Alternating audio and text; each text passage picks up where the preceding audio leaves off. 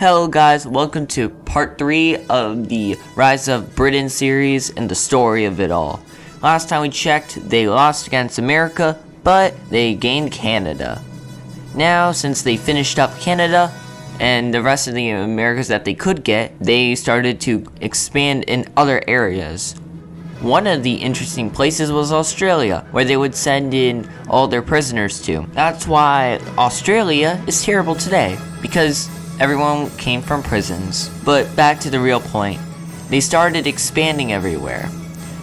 Starting with in 1757, they would have their first colonies in India, and they would slowly expand even more over time. Within around the 1780s, they would be able to almost fully conquer the entire Indian continent, or well, subcontinent, and they would progress even farther than that, taking the whole thing within the early 1800s, and this would be known as the British Raj. The next thing they would do, within like 1743, they would go in main big conflict with China, right?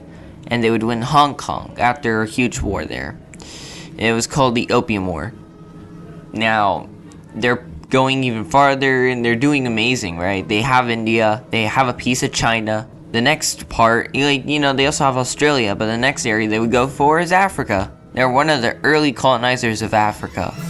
They would take the southern tip. The reason being that the tip area there was geographically very important. Imagine you're at the southern ocean, you're just trying to cross through, and you don't know where exactly to go because it's new. Well, you can kind of see that where to go if you're near the land areas and the beaches there. So it would allow people to go through the direction correctly and get to the destination much better than other routes. The other thing being that this would allow them access to Australia, India, and the rest of the islands around the Indian Ocean and the Pacific Ocean. So yeah, they're now growing even farther. They've done an amazing job.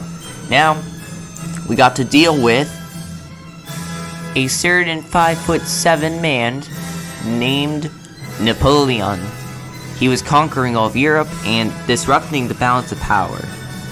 Sure, he was awesome, won all those battles, he's just incredible to see, but he also was destroying the balance of power, and it made Britain really upset.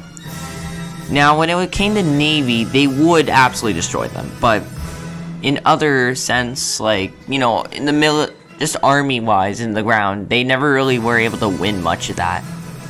So yeah, they're winning them. They lost a lot of these battles, but they weren't outright destroyed, right? And it wasn't until around 1814 where they would finally take out Napoleon.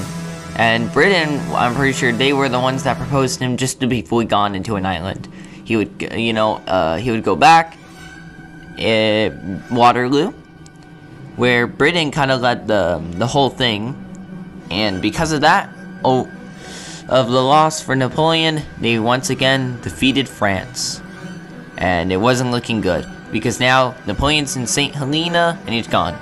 But that's good for Britain, Britain now has weakened France enormously and has a better opportunity of gaining even more lands. Especially since the French were a huge rival to the British. But now the French and the British became more close, they became closer allies. Especially with how they had a parliament and a constitutional monarchy established. The French would also have revolutions and become a republic. So the two of them were much, much more liberal and free. While the other areas of Europe, like Central Europe and the East, was very hardcore, conservative at the time, which meant that they were very authoritarian and still believed in, strong monarchy, especially Russia. The more east you went, the more authoritarian it would usually be. So yeah, now they have their colonies set up and they're doing a tremendous job. And for a while, they're just being able to have everything.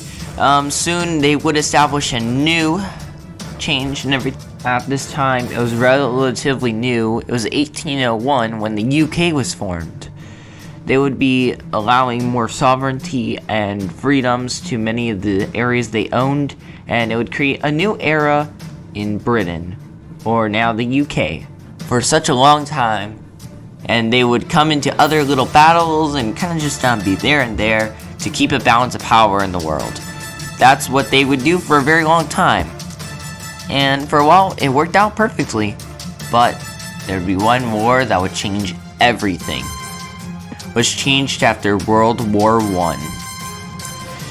In part 4, I will talk about World War I and World War II.